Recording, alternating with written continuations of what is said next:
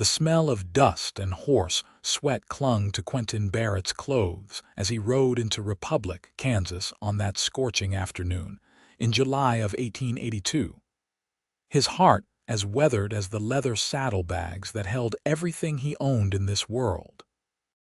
He had been riding alone for 3 months now, ever since his brother died of fever in Colorado, leaving Quentin with nothing but memories and an aching loneliness that seemed to grow with every mile. The cattle drive he had signed on for ended badly when the boss ran off with the money, and Quentin found himself drifting from town to town, looking for work and finding only temporary refuge in saloons and boarding houses that all looked the same. Republic was a small town, smaller than most he had passed through, with a main street lined with wooden buildings that seemed to sag under the weight of the Kansas heat. There was a general store, a saloon, a hotel, and at the far end of the street, a small white chapel with a steeple that reached toward the cloudless sky. Quentin had no particular reason to be here, except that his horse needed rest, and he needed a meal that did not come from his own campfire.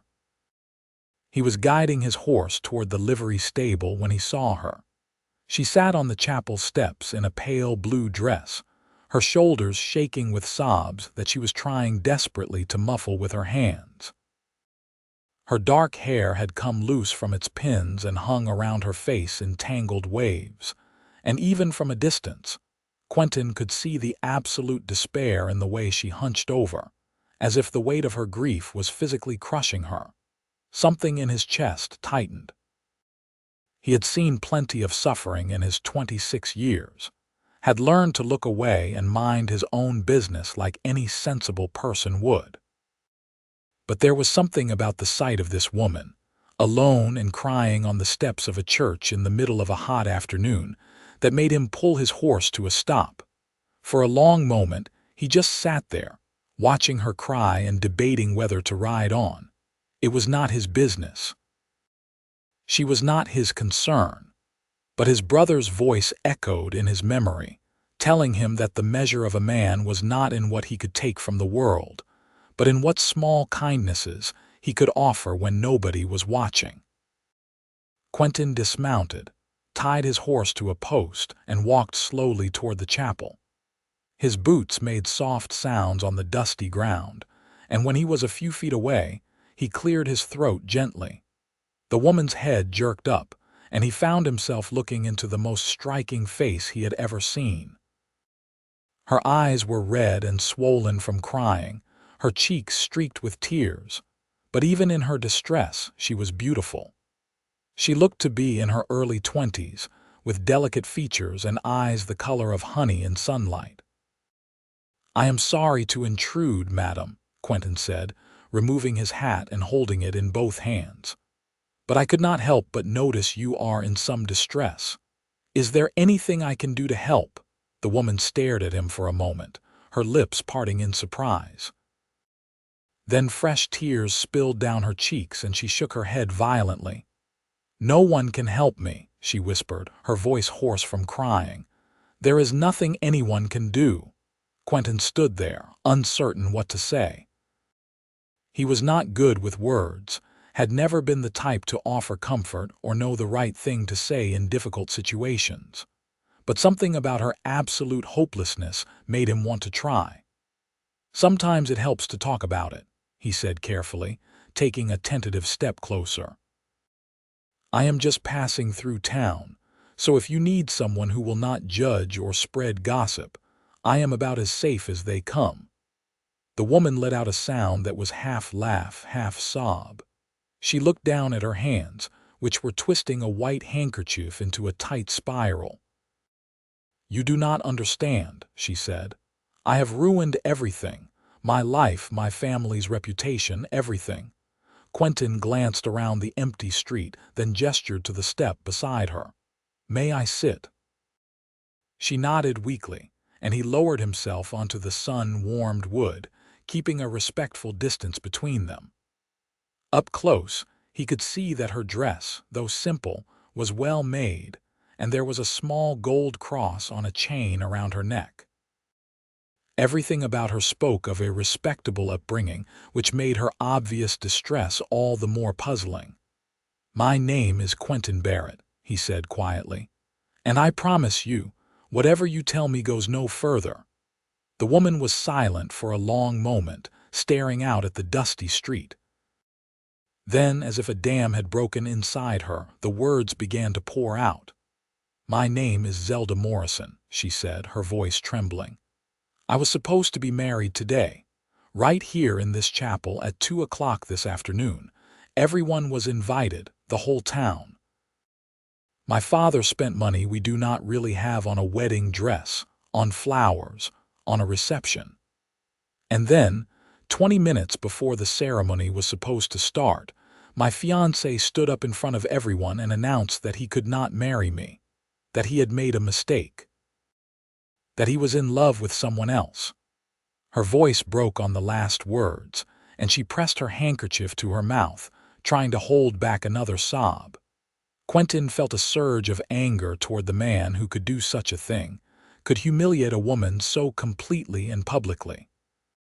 "He left me standing there," Zelda continued, her voice barely above a whisper, "in front of everyone. My parents, my younger sisters, all of our friends and neighbors.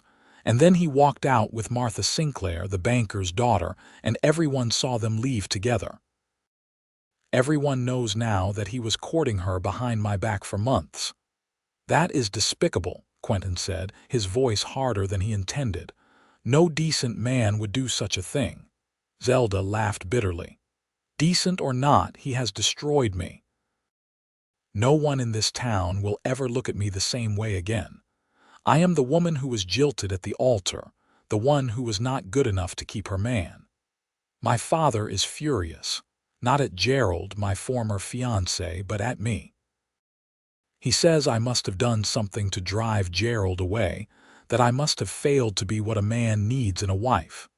She turned to look at Quentin then, and the pain in her eyes was so raw that it took his breath away. "Do you know what the worst part is? Everyone left. The moment Gerald walked out, everyone just left. My mother tried to hold her head high, my father stormed off to the saloon, and my sisters were crying. Within 10 minutes, the chapel was empty except for me. I have been sitting here for 2 hours, and not one person has come to check on me. Not one friend, not one neighbor. I am completely alone." Quentin felt something shift inside his chest, a protective instinct he had not felt since his brother died. He did not know this woman, had no stake in her troubles, but the injustice of what had happened to her made his blood boil. "You are not alone right now," he said quietly. "And for what it is worth, your father is wrong. What happened today says nothing about you and everything about the character of the man who walked away. A real man does not humiliate the woman he was going to marry. A real man does not court 2 women at once and then choose the one with more money." Zelda blinked at him, fresh tears welling in her eyes, but these seemed different somehow, less desperate, more grateful. "Why do you care?" she asked softly. "You do not even know me." Quentin considered the question. Why did he care? He had been planning to ride through this town without looking back, to continue his aimless drifting from place to place. But something about Zelda Morrison had reached past his defenses, had reminded him that he was not as numb to the suffering of others as he had tried to become. "I have been alone for a while now," he said finally. "I know what it feels like to think that no one in the world cares whether you live or die. I would not wish that feeling on anyone." They sat in silence for a few minutes, the only sound the distant clatter of a wagon on the main street and the occasional whinny from Quentin's horse. The sun was beginning to sink lower in the sky, painting the wooden buildings with golden light. "What am I going to do?" Zelda asked suddenly, her voice filled with despair. "I cannot stay here. Everyone will whisper and point. My father will never let me forget this. But I have nowhere to go, no money of my own, no skills beyond keeping house and playing the piano. Quentin turned to look at her, really look at her, and saw not just a beautiful woman in distress, but someone who reminded him of himself. Someone who had been cast adrift through no fault of their own, someone who needed a new beginning. An idea began to form in his mind, crazy and impulsive and completely unlike his usual careful nature. But the more he thought about it, the more sense it made. "What if you came with me?" he said. Zelda's eyes widened. "What?" "I am heading west," Quentin said, the words coming faster now as the plan took shape. "I have been offered a job on a ranch near Denver. The pay is good and they provide housing. I could use help setting up a household and you need to get away from here. We could travel together. Respectably," he added quickly, seeing the alarm in her face. "I would not expect anything improper. We could get married first, just a simple ceremony, and then head west. You would have a fresh start where no one knows your story, and I would have a companion. A partnership, not a love match, but a practical arrangement that benefits us both." He expected her to refuse immediately, to be offended by the suggestion, but instead she just stared at him with an expression he could not read. "You would marry me?" she asked slowly. "A woman you just met, who was jilted by another man just hours ago." "I figure we are both alone in this world," Quentin said. "Both in need of a fresh start. It might not be the romantic story people dream of, but it would be honest. We could build something real out of shared respect and kindness." Zelda looked away, her hand still twisting the handkerchief. Quentin could see the conflict on her face, the war between desperation and propriety, between the desire to escape and the fear of jumping from one mistake into another. "I do not even know you," she said finally. "You could be a criminal or cruel or a dozen other terrible things." "That is true," Quentin acknowledged, "but I could say the same about you. All I can tell you is that I am a man of my word. I would never raise a hand to you, never dishonor you, and never ask more of you than you are willing to give. We would be partners, building a life together one day at a time." He stood up and settled his hat back on his head, not wanting to pressure her. "I am going to get some food and find a place to sleep for the night. If you decide you want to take me up on my offer, meet me at the livery stable at dawn tomorrow. If you do not show up, I will ride on and leave you be, and you will never see me again." Quentin started to walk away, leading his horse toward the livery when Zelda's voice stopped him. "Quentin." He turned back to see her standing now, still clutching her handkerchief but with something new in her eyes. Hope, maybe, or at least the faintest glimmer of possibility. "Thank you," she said simply, "for stopping, for talking to me, for treating me like a person instead of a spectacle." He nodded, tipped his hat, and continued on his way, wondering if he had just made the most sensible decision of his life or the most foolish. That night, Quentin lay awake in a narrow bed at the boarding house, staring at the ceiling and questioning his sanity. What had possessed him to propose marriage to a complete stranger? He had been alone for so long that he had gotten used to it, had almost convinced himself that he preferred solitude.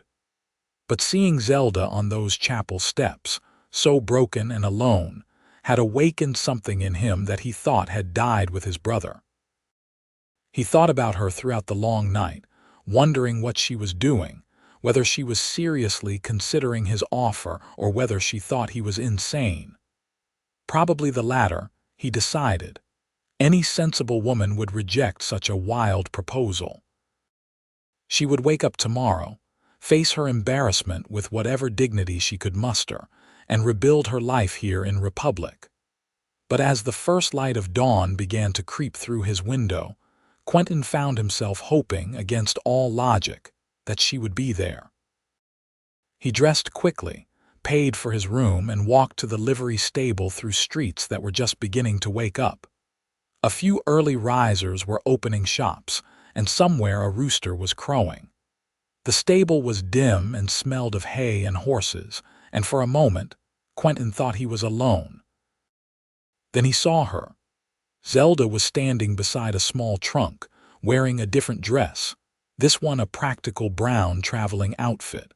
Her hair was neatly pinned up under a bonnet, and though her eyes were still red from crying, there was a determined set to her jaw that had not been there yesterday. "I am here," she said simply.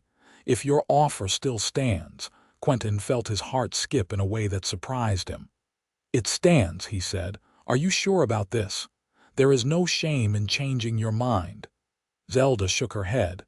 "I cannot stay here. My father made that very clear last night. He said I am an embarrassment to the family, that I should have tried harder to keep Gerald interested. My mother did not defend me. My sisters are too young to understand, and every time I close my eyes, I see all those people staring at me, whispering about me. I need to leave, and I need to leave now." She lifted her chin, meeting his eyes directly. "You offered me a way out, and I am taking it. I will be a good wife to you, Quentin Barrett. I will keep your house, cook your meals, and do whatever is needed to make our arrangement work. All I ask is that you treat me with respect and give me the fresh start you promised." Quentin nodded slowly, moved by her courage. It took strength to walk away from everything familiar, even when that familiar had turned hostile. "We will need to find someone to marry us before we leave. The minister, probably, if he is willing." "I already spoke to him," Zelda said, surprising him. "I went to his house last night after everyone was asleep. He agreed to perform a simple ceremony this morning before the town wakes up properly. He said he would meet us at the chapel in half an hour." She had been busy, Quentin realized. Had taken his wild proposal and turned it into a concrete plan while he was lying awake questioning his sanity. There was a practicality to her that he appreciated, a willingness to take action rather than simply accept her fate. "Then we should get ready," he said. "Do you have everything you need?" Zelda gestured to the small trunk. "Everything I own that matters. Some clothes, a few books, my mother's silver hairbrush. I left a note for my family, though I doubt my father will care where I have gone." There was pain in her voice when she mentioned her family, and Quentin felt another surge of anger at the people who should have protected her, and instead turned their backs. But he kept his thoughts to himself as he helped her load her trunk onto his horse, and they walked together toward the chapel. The minister, a thin man named Reverend Paulson, was waiting for them with his wife, who would serve as a witness. He looked at them with sad, knowing eyes. "Miss Morrison explained your situation," he said to Quentin. "I want you to know that marriage is a sacred bond, not to be entered into lightly even under difficult circumstances. Are you both certain this is what you want?" Quentin glanced at Zelda, who nodded firmly. "We are certain," he said. "Very well. Let us begin." The ceremony was brief and simple, nothing like the elaborate wedding Zelda had been expecting yesterday.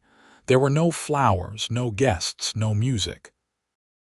Just two people making vows to each other in the early morning light, witnessed by a minister and his wife who clearly had their doubts but were kind enough not to voice them. When Reverend Paulson pronounced them husband and wife, Quentin hesitated, not sure if he should kiss his new bride. Zelda solved the problem by extending her hand for him to shake, and he took it, feeling the tremor in her fingers and the calluses on her palm that spoke of a life that had not been as easy as it might have appeared. "Thank you, Reverend," Zelda said quietly, "for everything." The minister nodded, then handed Quentin a piece of paper. "Your marriage certificate. Keep it safe, and may God bless your journey and your union." As they left the chapel, the sun was fully up now, and a few more people were stirring on the main street. Quentin saw a woman glance their way, then do a double take when she recognized Zelda. He saw her mouth drop open, saw her turn to call to someone else, and knew that within an hour, The whole town would be buzzing with the news that the jilted bride had run off with a stranger. "We should go," he said quietly to Zelda, "before anyone tries to stop us." She nodded, and they hurried back to the livery stable, where Quentin quickly saddled his horse and secured Zelda's trunk. There was only one horse between them, so she would have to ride with him, at least until they reached a larger town where they could purchase another mount. He swung into the saddle, then extended his hand to help her up behind him. She hesitated for just a moment, then took his hand and let him pull her up. She settled behind him, her arms wrapping tentatively around his waist for balance, and even through the layers of fabric between them, Quentin could feel her trembling. "Hold on tight," he said gently. "It is a long ride."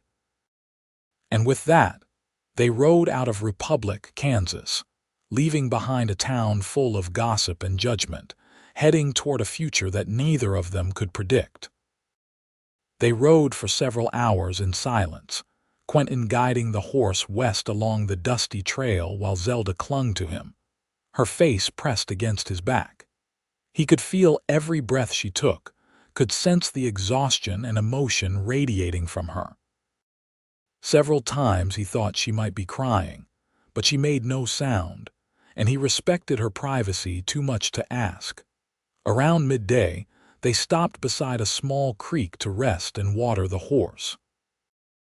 Zelda slid down from the saddle with a groan, clearly unused to riding, and Quentin handed her a canteen and some dried meat from his supplies. "We will stop in the next town and get proper provisions," he said. "And another horse. We should reach it by nightfall if we keep a good pace." Zelda nodded, nibbling at the dried meat without much enthusiasm. She looked exhausted, dark circles under her eyes, her face pale despite the heat. Quentin realized she probably had not slept at all last night, had spent the hours making plans and packing and preparing to leave everything behind. "You should rest for a bit," he said, gesturing to a shady spot under a tree. "I will keep watch." "Keep watch for what?" Zelda asked, looking around at the empty prairie. "Bandits, wild animals, any manner of dangers," Quentin said. "This is not the civilized East. Out here, you always need to be careful." A flicker of fear crossed Zelda's face, and Quentin immediately regretted his words. "But you are safe with me," he added quickly. "I promise. I will not let anything happen to you." Zelda studied him for a long moment, her honey-colored eyes searching his face. "Why are you doing this?" she asked suddenly. "You could have ridden past me yesterday. You could have left me to figure out my own problems. Why did you stop? And why did you offer to marry me?" Quentin sat down on a rock, considering how to answer. "My brother died 3 months ago," he said finally. "Fever took him in less than a week. He was the last of my family, the only person in the world who cared whether I lived or died. After he passed, I started drifting. I would take jobs for a few weeks, then move on. Stay in towns just long enough to earn some money, then ride out. I was not living, just existing." He paused, picking up a stick and drawing patterns in the dirt. "When I saw you yesterday, crying on those steps, I saw myself. Someone who had been knocked down by life and did not know how to get back up. Someone who was completely alone in the world, and I thought, maybe we could help each other. Maybe two lonely people could be less lonely together." Zelda was quiet for a long time, absorbing his words. Then she said softly, "I am sorry about your brother." "And I am sorry about what happened to you yesterday," Quentin replied. "You deserved better." They sat in companionable silence after that, the only sounds the bubbling of the creek and the contented munching of the horse grazing nearby. After about half an hour, they mounted up again and continued west. As the day wore on, Quentin felt Zelda begin to relax slightly against him. She no longer held herself so rigidly, and once or twice he heard her make soft sounds of interest when they passed something notable, a herd of antelope in the distance or a hawk circling overhead. He found himself acutely aware of her presence, the warmth of her body against his back, the way her arms tightened around his waist when the terrain got rough. They reached the town of Scandia just as the sun was setting, painting the sky in shades of orange and pink. It was larger than Republic, with a proper hotel and several shops. Quentin helped Zelda down from the horse, noting how stiffly she moved after hours in the saddle. "We will get 2 rooms," he said quietly as they approached the hotel. "I meant what I said about keeping things proper." Zelda looked at him with an expression he could not quite read. "We are married now," she said. "People will think it's strange if we sleep in separate rooms." "Let them think what they want," Quentin replied. "We had an agreement and I intend to honor it." "You will have your own space until you decide otherwise." Something that might have been gratitude or relief flickered across Zelda's face. "Thank you," she said quietly. The hotel clerk, a balding man with spectacles, looked them over with unconcealed curiosity as Quentin arranged for 2 rooms next to each other. Quentin paid for 3 nights, figuring they could both use some rest and time to purchase supplies and another horse before continuing their journey. After getting Zelda settled in her room, Quentin went to check on the horse at the stable, then found a small restaurant where he bought 2 dinners and brought them back to the hotel. He knocked on Zelda's door, and when she opened it, he was struck again by how young and vulnerable she looked, despite the strength he knew she possessed. "I brought food," he said, holding up the wrapped plates. "I thought you might be hungry." Zelda's face lit up with the first genuine smile he had seen from her. "I am starving," she admitted. "Thank you." They ate together in her room, sitting on opposite sides of a small table by the window, making awkward small talk about the town and the journey ahead. Quentin learned that Zelda was 22 years old, that she had 2 younger sisters aged 15 and 17, and that her father worked as a clerk at the general store in Republic. She had been engaged to Gerald for a year, and the whole time she thought she was building a future with him. He had been courting Martha Sinclair on the side.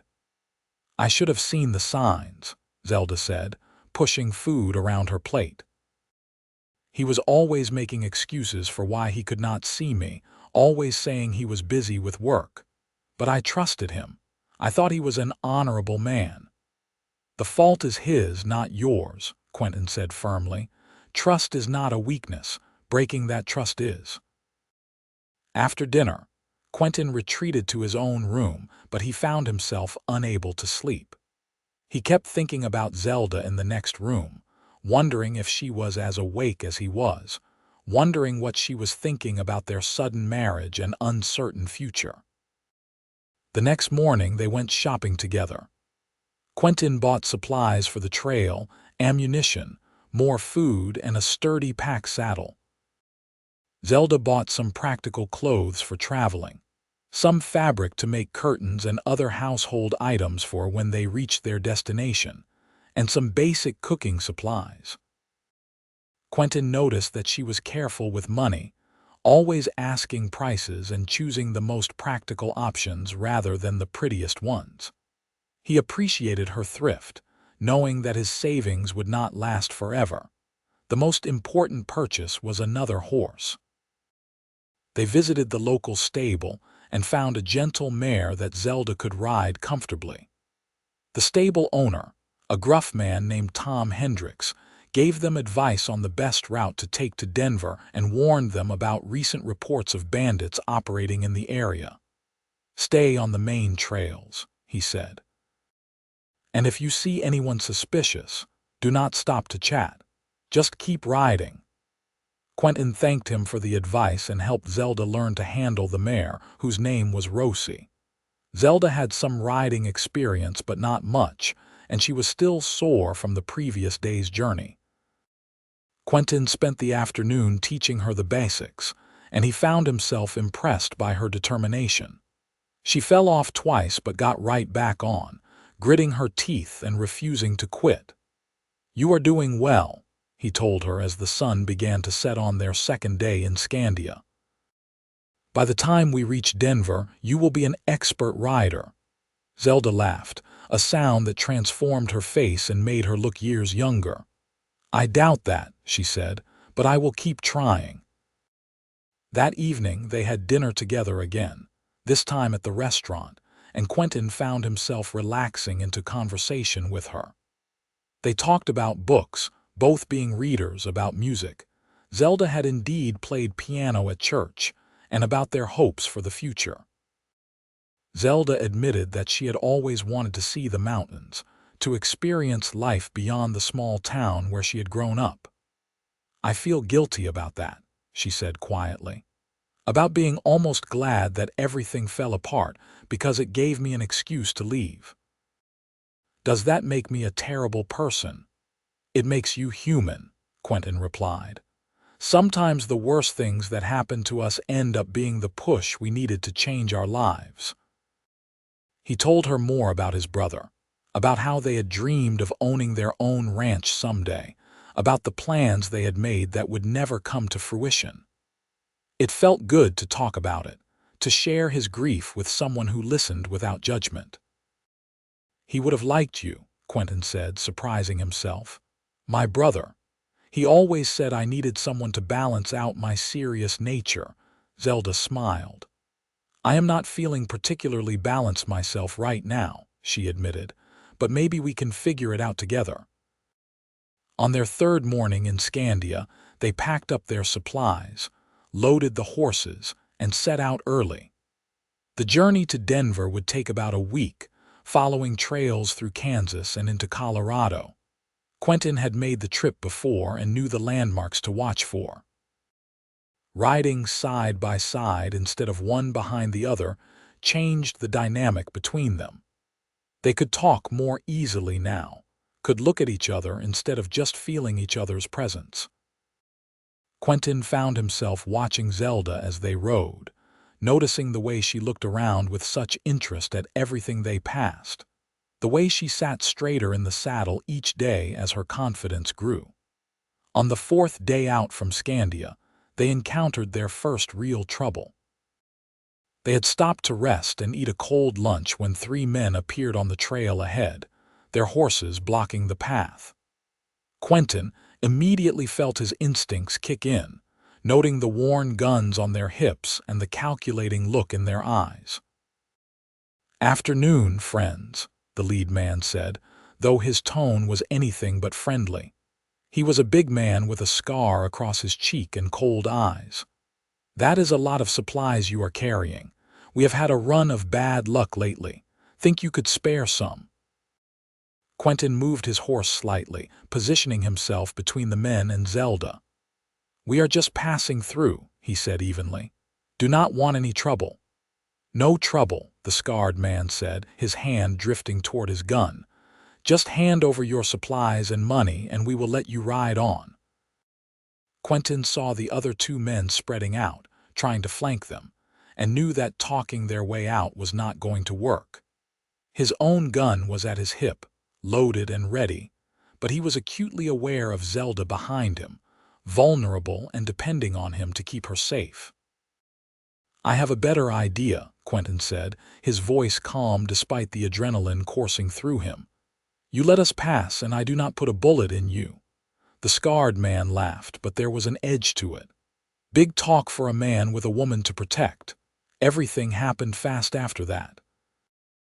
The man on the left went for his gun, and Quentin drew and fired in one smooth motion, the bullet kicking up dirt at the horse's feet and making it rear. The second man started to draw, but Quentin had already swung his gun toward him, and the man froze.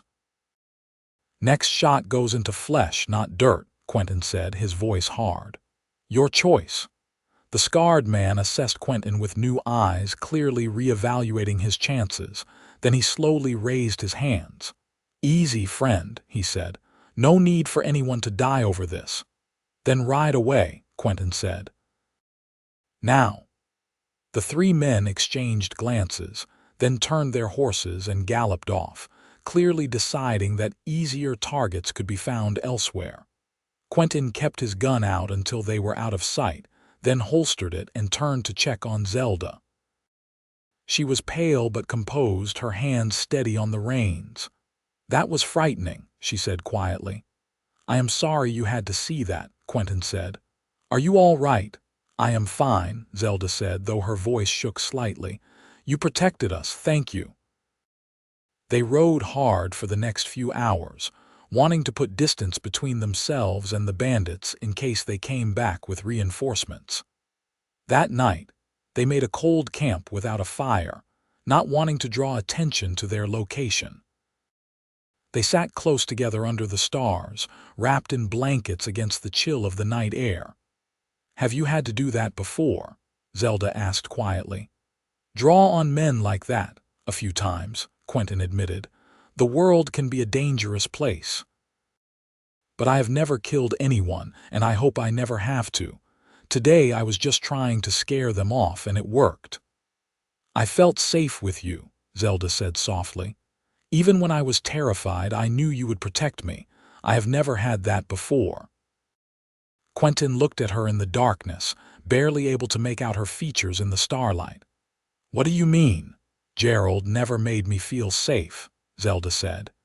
"He was always worried about what other people thought, about maintaining appearances. If we had been in that situation today, I think he would have handed over our supplies without a fight. Or worse, tried to fight and gotten us both killed. You stayed calm. You knew what to do. I am grateful for that." Something warm unfurled in Quentin's chest at her words. "I gave you my word I would protect you," he said. "I take that seriously." They were quiet for a while, listening to the sounds of the prairie at night, the distant howl of coyotes and the rustle of small animals in the grass. Then Zelda said something that surprised him. "I do not regret this," she said. "Marrying you, leaving everything behind. I thought I would wake up and realize I had made a terrible mistake. But I do not. I feel like I am finally alive for the first time in my life." Quentin felt his heart beat faster. "I do not regret it either," he said honestly. "You are good company, Zelda, better than I deserve." In the darkness, he felt her hand find his, her fingers intertwining with his tentatively. "We are partners," she said. "You said that in Republic. I am starting to believe it might be true." They held hands under the stars that night, and Quentin felt something shift between them. What had started as a practical arrangement was becoming something more, something neither of them had planned but both were beginning to welcome. The rest of the journey to Denver passed without incident. They crossed from Kansas into Colorado, the landscape gradually changing from flat prairie to rolling hills and then, finally, to the magnificent sight of the Rocky Mountains rising in the distance. Zelda gasped when she saw them, her face filled with wonder. "They are so beautiful," she breathed. "I have never seen anything like them." Quentin smiled, pleased by her reaction. "Wait until we get closer," he said. "They are even more impressive up close." They reached Denver on a warm afternoon in early August, the city sprawling and busy compared to the small towns they had passed through. Quentin led them through the streets to a land office where he had corresponded about the job he had been offered. The ranch owner, a man named Samuel Richardson, greeted them warmly. He was in his late 50s, weathered and gruff, but with kind eyes. "Quentin Barrett," he said, shaking Quentin's hand firmly. "Got your letter saying you would be arriving soon. And who is this?"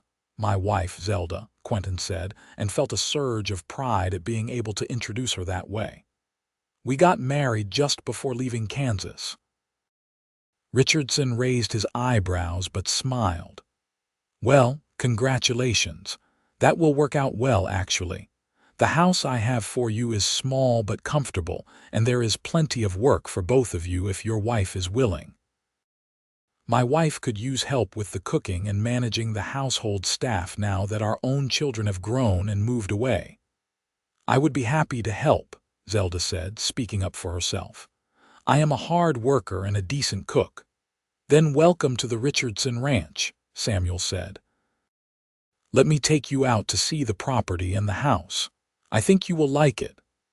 The ranch was about an hour's ride outside Denver, nestled in a valley with the mountains as a dramatic backdrop.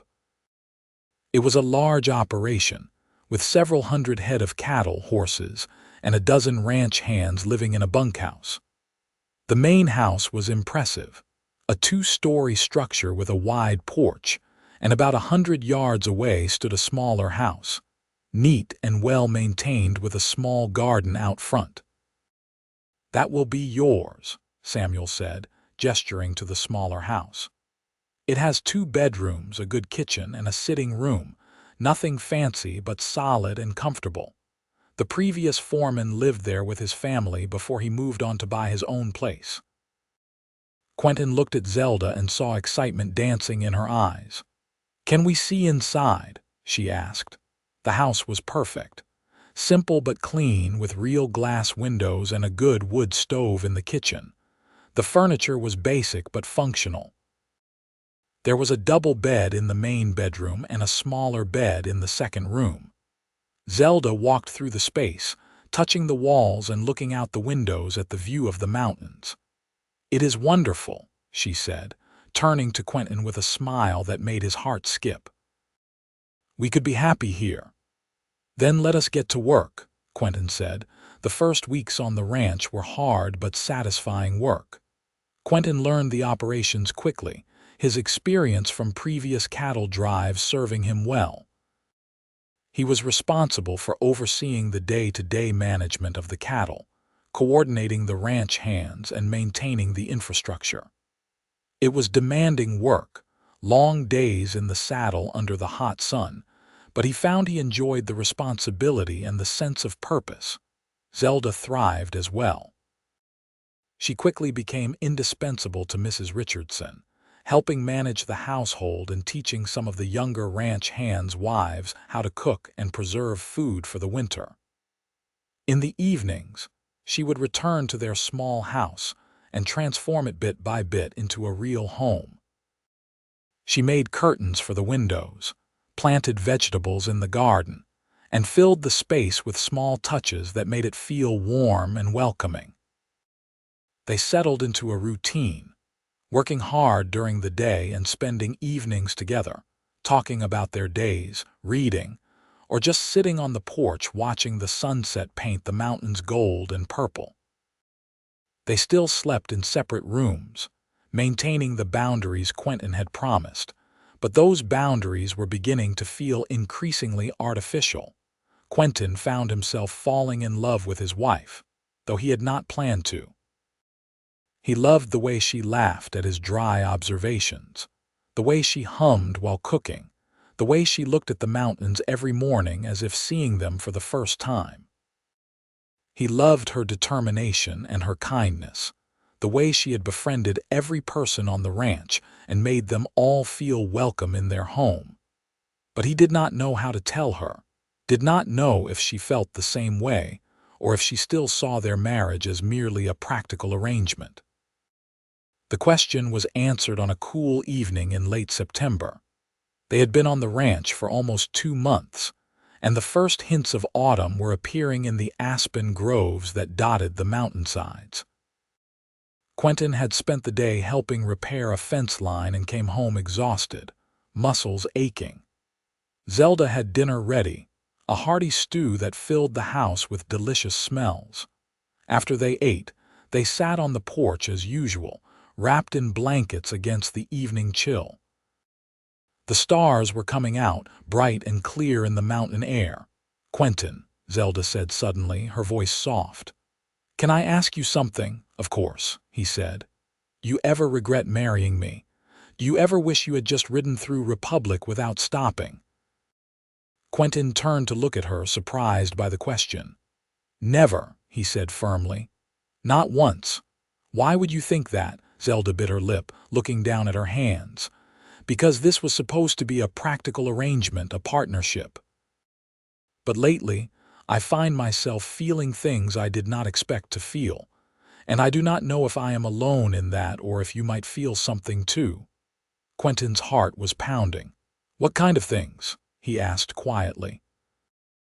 Zelda looked up at him, and in the starlight, he could see vulnerability and hope warring in her expression. "I think I am falling in love with you," she said, her voice barely above a whisper. "Actually, I know I am. I wake up every morning grateful that you stopped that day, grateful that you gave me a new life. But more than that, I am grateful for you, for the man you are, for the way you make me laugh, the way you listen to me, the way you look at me like I matter." She took a shaky breath. "I know that was not part of our agreement. I know you might not feel the same way, but I could not keep pretending anymore. I had to tell you." Quentin reached out and took her hand, his thumb stroking over her knuckles. "I have been falling in love with you since the day we left Kansas," he admitted. "Maybe even before that, sitting on those chapel steps, listening to your story. I did not want to push you, did not want you to feel obligated to return feelings you did not have. But Zelda, I love you. I love everything about you. You have made my life better in every possible way." Tears were streaming down Zelda's face now, but she was smiling. "Really? You really love me, with everything I have," Quentin said. "I know our start was unconventional, but I cannot imagine my life without you now. You are not just my wife on paper, Zelda. You are my partner, my best friend, and the person I want to spend every day with for the rest of my life." Zelda let out a sound that was half laugh, half sob, and then she was in his arms, her face buried against his chest. Quentin held her tightly, breathing in the scent of her hair, feeling the rightness of having her so close. When she finally pulled back to look up at him, her face was radiant despite the tears. "Kiss me," she whispered. Quentin cupped her face in his hands and kissed her tenderly, pouring all his love and longing into that one perfect moment. It was their first real kiss, and it felt like a promise, like a new beginning for both of them. That night, Zelda moved her things into the main bedroom, and they began their marriage in truth, not just in name. Quentin was gentle and patient, knowing this was her first time, wanting to make it special for her. And later, lying in the darkness with Zelda curled against him, her head on his chest and his arms around her, Quentin felt a peace he had not known in years. "I love you," Zelda murmured sleepily. "Thank you for giving me this life. Thank you for being the man who stopped that day." "I love you too," Quentin whispered, pressing a kiss to her hair. "And I will stop for you every day for the rest of our lives." The next months were the happiest either of them had known. Their love deepened as they built their life together, supporting each other through the challenges of ranch life and celebrating the small victories. Winter came to the mountains, blanketing everything in snow, and they spent cozy evenings by the fire, wrapped in each other's arms. Zelda proved herself invaluable to the ranch operations, not just through her work with Mrs. Richardson, but also by setting up a small school for the ranch workers' children. She taught them reading, writing, and arithmetic 3 afternoons a week, and the parents were deeply grateful for the opportunity she provided. Quentin earned Samuel Richardson's respect and trust, becoming not just the foreman but also a valued advisor on ranch decisions. Samuel began talking about Quentin buying into the operation as a partner, helping expand the ranch's operations. In April, Zelda discovered she was pregnant. She told Quentin on a bright spring morning, her face glowing with joy and nervousness. "We are going to have a baby," she said, taking his hand and placing it on her still flat stomach. "Are you happy?" Quentin felt tears spring to his eyes, overwhelmed by the depth of his emotion. "Happy does not begin to cover it," he said, pulling her into his arms. "You have given me everything, Zelda. A home, a purpose, love, and now a family. I am the luckiest man alive." The pregnancy progressed smoothly, though Zelda experienced some of the typical discomforts. Quentin was attentive and doting. insisting she rest more and taking on extra household tasks to ease her burden. Mrs. Richardson fussed over her like a mother hen, making sure she ate properly and did not overexert herself. In December, on a snowy night with the mountains white and majestic in the moonlight, Zelda went into labor. The ranch's doctor, who lived in Denver but had agreed to come stay at the ranch near her due date, was there to help, along with Mrs. Richardson and two of the ranch women who had experience with childbirth. Quentin was banned from the bedroom during the labor, left to pace anxiously in the sitting room while listening to Zelda's cries of pain. It was the longest night of his life, each sound she made tearing at his heart. He prayed more fervently than he ever had, begging God to keep his wife and child safe. Just after dawn, as the winter sun was painting the snowy landscape pink and gold, the crying of a newborn filled the house. Moments later, Mrs. Richardson emerged with tears in her eyes and a smile on her face. "You have a son," she said. "A healthy, beautiful boy, and Zelda is doing wonderfully." Quentin practically ran into the bedroom. Zelda was propped up in bed, exhausted but radiant, holding a tiny bundle wrapped in a soft blanket. When she saw Quentin, her face lit up with a tired but triumphant smile. "Come meet your son," she said softly. Quentin approached slowly, almost reverently, and looked down at the tiny face peeking out from the blanket. The baby had a shock of dark hair and was sleeping peacefully, his tiny hands curled into fists. Quentin felt his heart expand in a way he had not known was possible. "He is perfect," Quentin whispered, reaching out to gently touch one of those tiny hands, "just like his mother." "What should we name him?" Zelda asked. "I was thinking we could name him after your brother to honor his memory." Quentin's throat tightened with emotion. "My brother's name was James," he said. "James Barrett." "Then James he shall be," Zelda said, looking down at their son with such love that Quentin felt tears slip down his cheeks. He sat on the edge of the bed, wrapping one arm around Zelda and keeping the other hand gently resting on the baby. "I love you," he said to Zelda. "I love you both so much. Thank you for this, for him, for everything." "I love you too," Zelda said, leaning her head against his shoulder. "You saved my life that day in Republic, Quentin. You gave me a reason to hope when I thought my life was over. And now look at us. We have built something beautiful together." Young James proved to be a good baby, healthy and generally content. Quentin was a devoted father, spending every moment he could spare with his son. He would hold James while Zelda cooked dinner, talking to the baby about the ranch and the mountains and all the things they would do together when he was older. He would walk the floor with him at night when he was fussy, singing off key lullabies that made Zelda laugh from the bedroom. As James grew from infant to toddler, the little house in the valley rang with laughter and love. Zelda had never been happier, and she often told Quentin how grateful she was for the life they had built. Sometimes, late at night, she would tell him about the dark days after Gerald jilted her, how she had felt like her life was ending, and how she could never have imagined that such pain could lead to such profound joy. "Everything happens for a reason," she would say. "If Gerald had not broken my heart, I never would have been sitting on those chapel steps. You never would have stopped to ask if you could help. We never would have found each other. As much as it hurt at the time, I am grateful it happened because it brought me to you."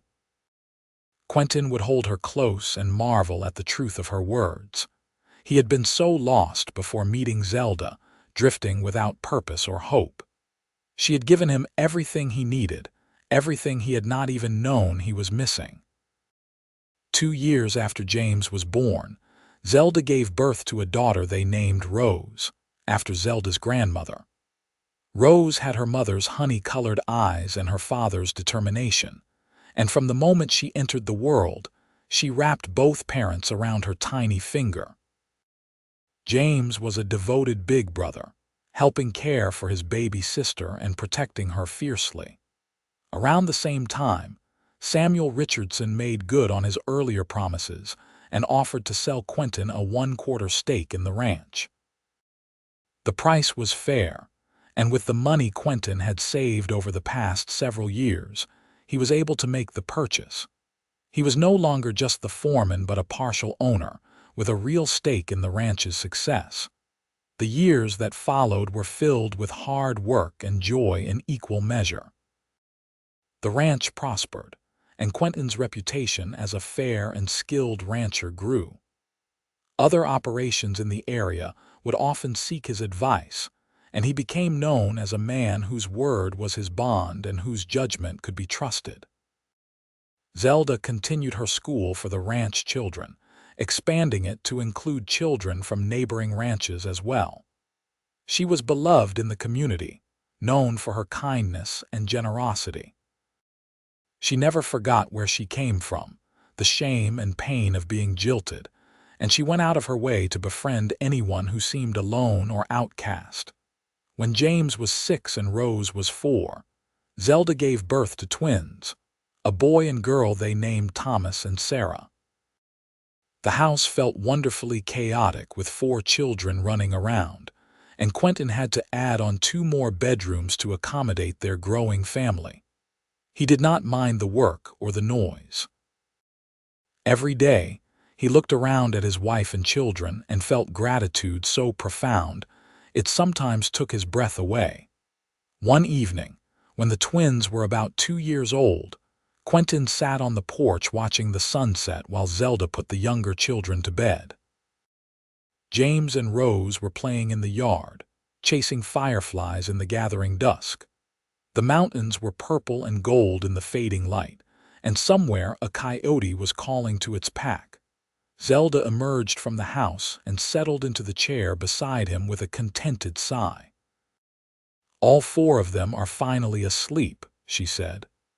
"I swear Thomas has more energy than any 3 normal children combined." Quentin smiled, reaching out to take her hand. "He gets that from his mother." They sat in comfortable silence, watching their older children play, and Quentin thought about the long, winding road that had brought them to this moment. He thought about the day he rode into Republic, lonely and aimless, thinking he had nothing left to live for. He thought about seeing Zelda on those chapel steps, broken and crying, and making the impulsive decision to stop and ask if he could help. "Do you ever think about that day?" he asked suddenly. "The day we met." Zelda turned to look at him, her face soft in the twilight. "All the time," she said. "Sometimes I still cannot believe how much my life changed in a single afternoon. I was at my lowest point, convinced my life was over, that I would never be happy again. And then you appeared, like an answer to a prayer I had not even known how to pray." She squeezed his hand. "I think about Gerald sometimes too," she admitted. "Not with anger or pain anymore, just with a sort of distant pity. He chose status and money over love, and I heard through a letter from my sister that his marriage to Martha is miserable. They barely speak to each other. Meanwhile, I have everything I ever wanted and so much more than I knew to hope for." "I am glad he was fool enough to let you go," Quentin said. "Otherwise, you never would have been mine." "We were meant to find each other," Zelda said. "I truly believe that. You asked me that day what you could do to help, and the answer turned out to be everything. You saved my life, Quentin, not just by giving me a way out of Republic, but by showing me what love really looks like, what partnership and respect and devotion look like.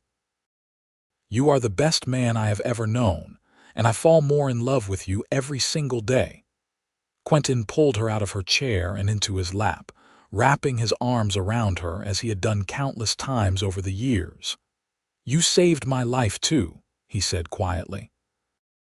"I was just going through the motions, existing but not living. You gave me purpose, joy, a reason to wake up every morning with hope in my heart. You and our children are everything to me, Zelda. Everything." They kissed as the last light faded from the sky and the stars began to appear overhead. James and Rose had abandoned their firefly hunt and were watching their parents with the slightly embarrassed fascination children have for their parents' displays of affection. "Mama and Papa are being mushy again," Rose announced. "That is because they love each other," James said with the wisdom of a 6-year-old. "That is what people do when they are in love."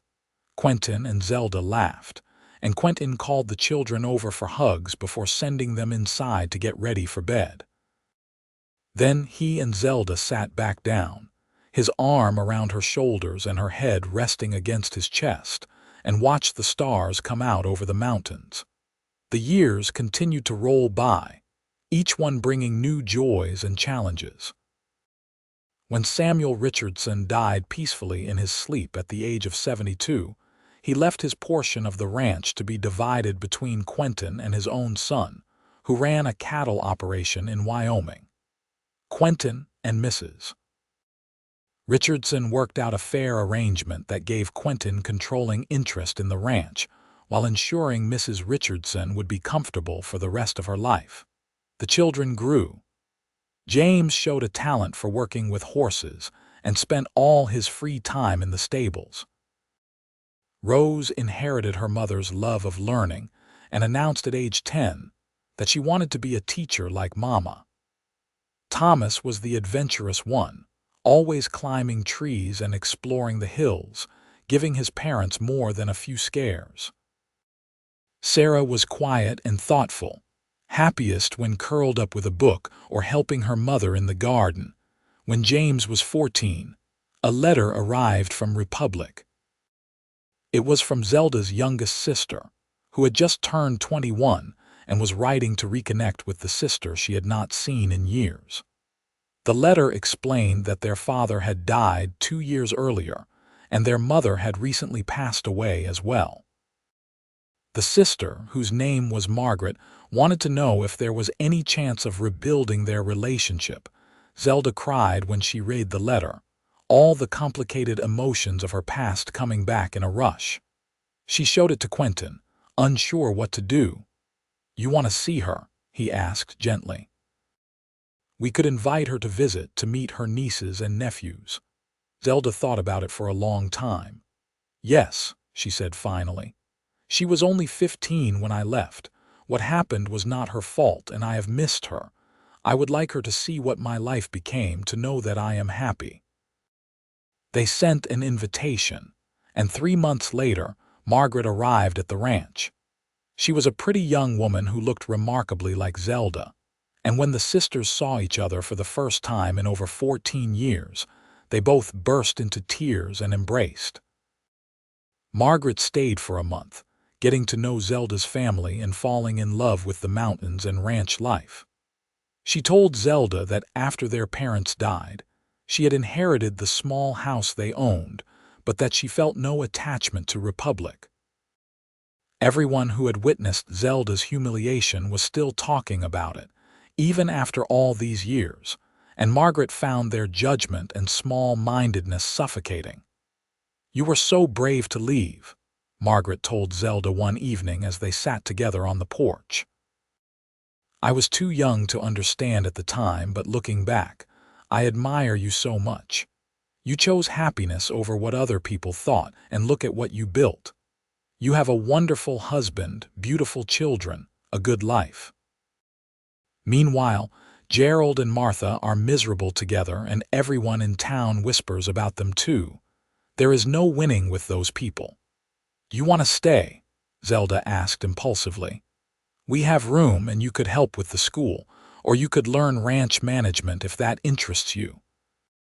You do not have to go back to Republic if you do not want to." Margaret's eyes filled with tears. "Really? You would want me here. You are my sister," Zelda said simply. "And family matters. I would love to have you here."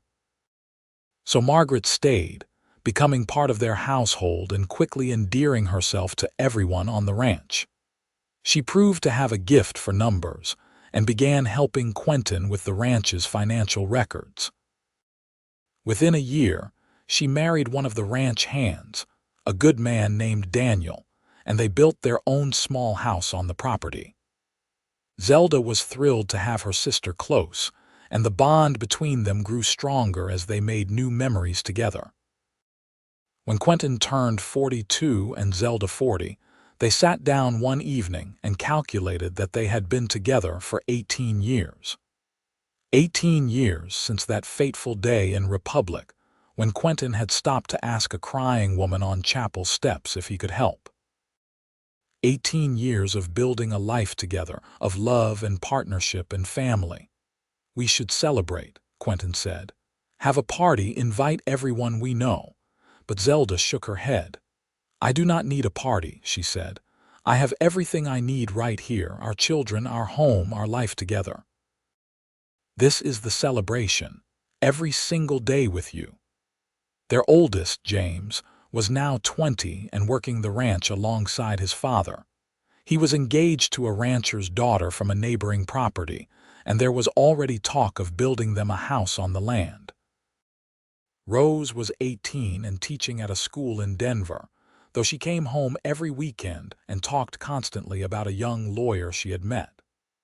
Thomas, 16, had announced his intention to join the Army, a decision that terrified Zelda but that Quentin understood.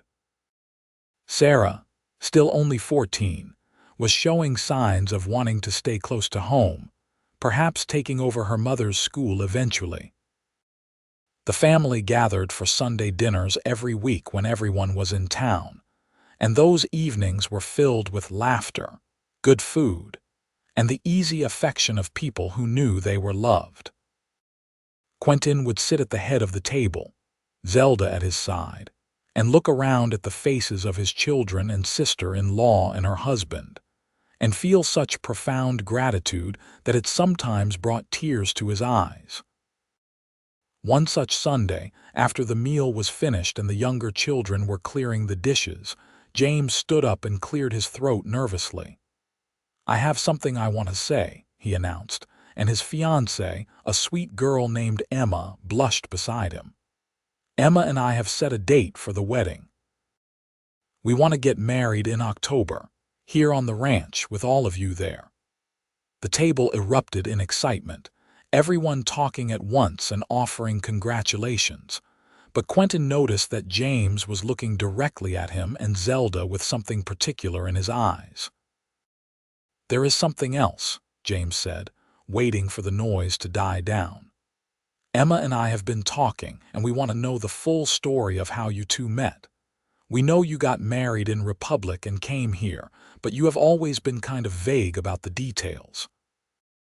Now that we are getting married ourselves, we want to know. How did you two find each other?" Quentin glanced at Zelda, raising an eyebrow in question. They had never hidden the story from their children, but had not gone into all the painful details either. Zelda nodded slightly, giving him permission to share. "All right," Quentin said, settling back in his chair. "I will tell you the whole story." He began with his own situation, drifting and lonely after his brother's death, and described riding into Republic with no particular destination in mind. He told them about seeing their mother on the chapel steps, crying as if her heart was breaking, and making the decision to stop and ask if he could help. Zelda took over then, telling them about Gerald's betrayal, about the humiliation of being jilted in front of the entire town, about feeling like her life was over. She did not spare the painful details, wanting her children to understand the depths from which she had come. "Your father appeared like a miracle," Zelda said, her voice soft with emotion even after all these years. "He was a stranger who had no reason to care about my troubles, but he stopped anyway. He listened, he offered help, and he gave me a way out when I thought there was no hope." Quentin picked up the story again, describing his impulsive proposal and their hasty marriage. "I knew it was crazy," he admitted. "Proposing to a woman I had just met, suggesting we build a life together based on nothing but mutual loneliness and a desire for a fresh start. But somehow it felt right, and your mother was brave enough to take a chance on me." "It was the best decision I ever made," Zelda interjected. "The best decision either of us ever made." They told their children about the journey west, the encounter with bandits, the early days on the ranch. They described falling in love gradually, learning to be partners and friends before becoming a true married couple. "The point is," Quentin said, "love does not always happen the way you expect it to. Sometimes it comes from the most unlikely circumstances, when you least expect it, in ways you never could have planned. What matters is that you recognize it when it comes, and that you are willing to work to build something lasting." Rose was crying by the time they finished, and even the boys looked moved. "That is the most romantic story I have ever heard," Rose said. "To think it all started with a simple question on some church steps." "It was not the question that changed our lives," Zelda said, reaching over to take Quentin's hand. "It was your father's willingness to stop, to care, to offer help to someone who needed it. And it was my willingness to take a risk, to trust a stranger, to believe that maybe my life was not over after all." James raised his glass. "To Mama and Papa," he said, "to unlikely beginnings and lasting love." Everyone raised their glasses and drank, and Quentin felt that familiar tightness in his chest that came from being overwhelmed by how blessed his life had become. He looked at Zelda and saw the same emotion reflected in her eyes, the same wonder that they had managed to build all of this from such painful beginnings. The years continued to pass, bringing the normal mix of joy and sorrow that makes up a life. James and Emma married and gave Quentin and Zelda their first grandchild, a boy they named Quentin after his grandfather. Rose married her lawyer, and they settled in Denver but visited often. Thomas did join the army but served honorably and came home safe after 4 years. Sarah eventually took over her mother's school and became known as the finest teacher in the region.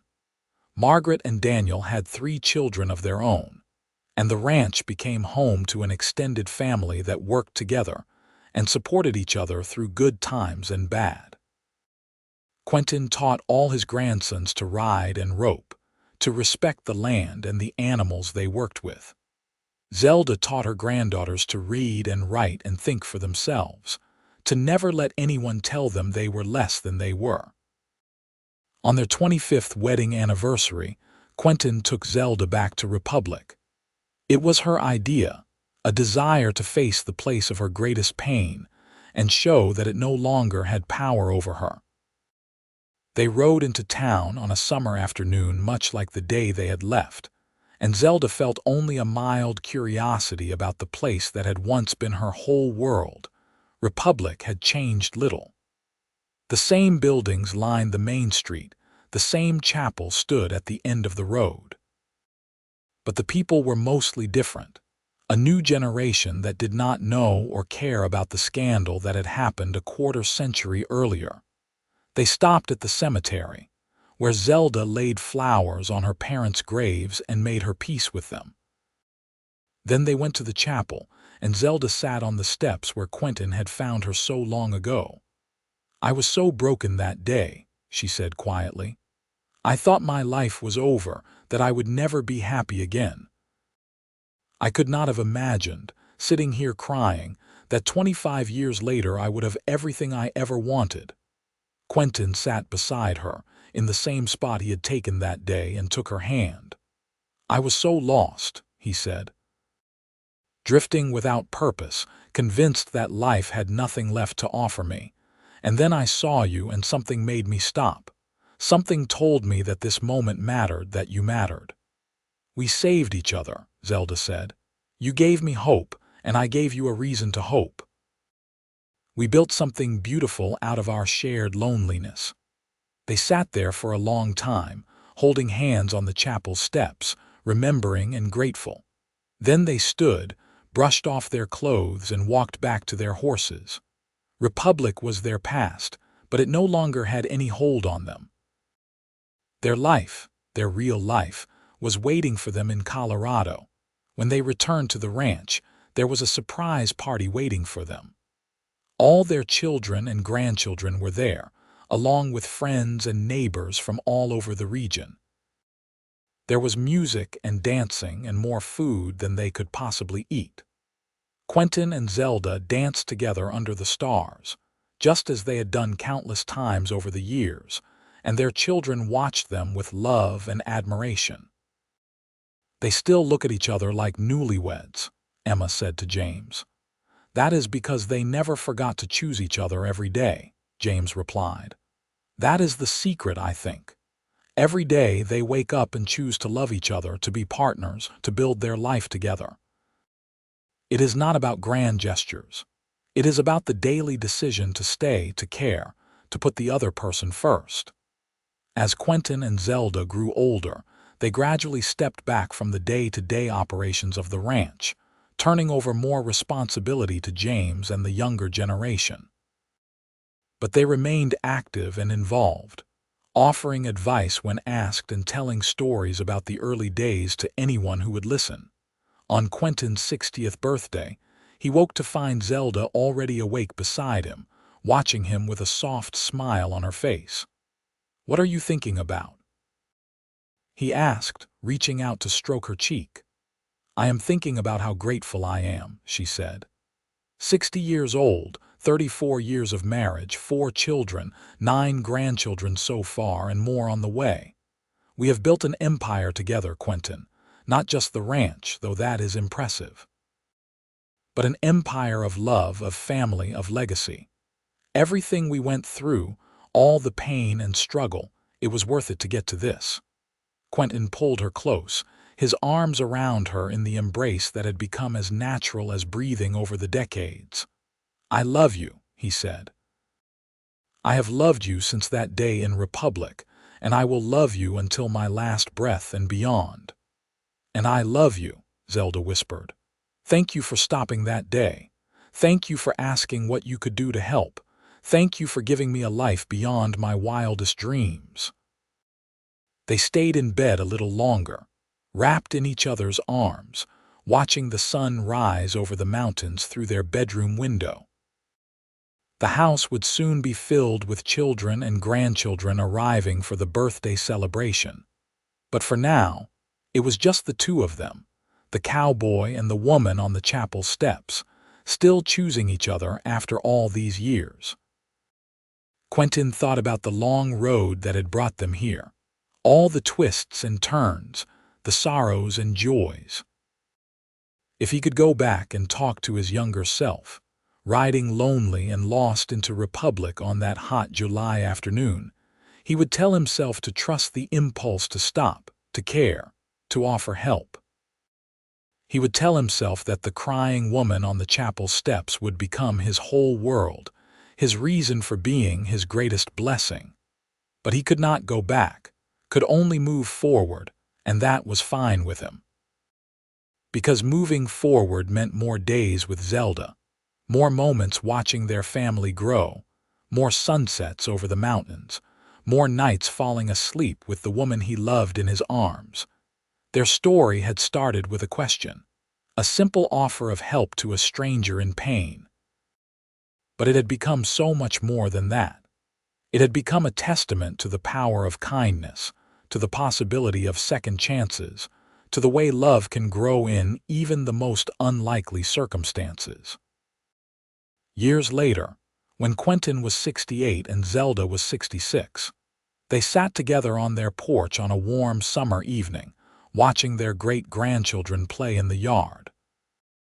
James's son, young Quentin, now had children of his own, and the family had grown to include dozens of people, all connected by the love that had started on chapel steps in Kansas so many years ago. "We did good," Zelda said contentedly, her hand in Quentin's. "Look at what we built." All of this from one moment of kindness. "You did good," Quentin corrected. "You were brave enough to take a chance on a stranger, brave enough to leave everything behind and build something new. I just stopped and asked a question." "It was the right question," Zelda said. asked at exactly the right moment by exactly the right person. Some people would say it was fate. I prefer to think it was grace, a gift we did not deserve but received anyway. As the sun set behind the mountains, painting the sky in brilliant colors, their family gathered around them. Children and grandchildren and great-grandchildren, all the fruits of that one decision to stop, to care, to offer help. They sang happy birthday, for it was young Thomas's birthday today, another great-grandchild turning 6, and the sound of their voices carried across the valley. Quentin looked at Zelda, and she looked at him, and in that glance was everything they had shared over 40 years of marriage. The struggles and triumphs, the laughter and tears, the ordinary moments that had become extraordinary simply because they experienced them together. That night, after everyone had gone home or gone to bed, Quentin and Zelda lay together in the darkness, listening to the familiar sounds of the ranch at night. "I am tired," Zelda admitted, "but it is a good tired, the tired of a life well lived." "Rest then," Quentin said, holding her close. "I will be right here, always," Zelda asked, even though she knew the answer. "Always," Quentin promised, "until the very end and beyond." They fell asleep like that, wrapped in each other's arms, and dreamed of chapel steps and second chances, and the unlikely love that had given both their lives meaning. The end came peacefully for both of them, years later, on a cold winter night when they were both in their mid-70s. They went to sleep together, as they had done for over 40 years, and simply did not wake up. The doctor said their hearts had stopped within minutes of each other, as if they had chosen to leave the world together just as they had chosen to face it together for so long. Their children and grandchildren mourned but also celebrated, knowing that their parents had lived full, rich lives and had loved each other completely until the very end. At the funeral, James stood up to speak and told the story his father had told him years earlier, about a lonely cowboy riding into a small Kansas town and seeing a woman crying on chapel steps. "My father asked a question that day," James said, his voice thick with emotion. "He asked if there was anything he could do to help, and that question changed both their lives. It gave them each other, gave them us, gave them this legacy we are all part of. The lesson I take from their story is simple. Never underestimate the power of stopping to help someone in pain. You never know what might come of it.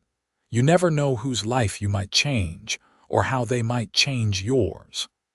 They buried Quentin and Zelda side by side on a hill overlooking the ranch, with a view of the mountains they had both loved. On the shared headstone, their children had inscribed their names, their dates, and a simple phrase: "Two souls found on chapel steps, forever united in love." The ranch continued to prosper under James's leadership and eventually passed to his children and their children after him. The story of Quentin and Zelda became family legend, told and retold to each new generation as an example of courage, kindness, and the unexpected ways love can transform lives. Years after they were gone, on the anniversary of that day in Republic when Quentin had stopped to help a crying stranger, the family would gather at their graves. Someone, usually the youngest child present, would place flowers on the headstone and ask to hear the story again. And someone older would tell it, about the lonely cowboy and the heartbroken woman, about the question that started everything, about the love that grew from the most unlikely beginning and lasted until death and beyond. And in those moments, as the family stood together on that hill, overlooking the ranch their ancestors had built, it felt like Quentin and Zelda were there with them, still holding hands, still choosing each other, still grateful for that hot July day when their paths crossed and their futures became one. The story always ended the same way, with the reminder that love often comes when we least expect it. that kindness has power beyond what we can imagine, and that sometimes the bravest thing we can do is stop to ask a stranger if there is anything we can do to help. Because you never know, the storyteller would say with a knowing smile, that stranger might just become your whole world.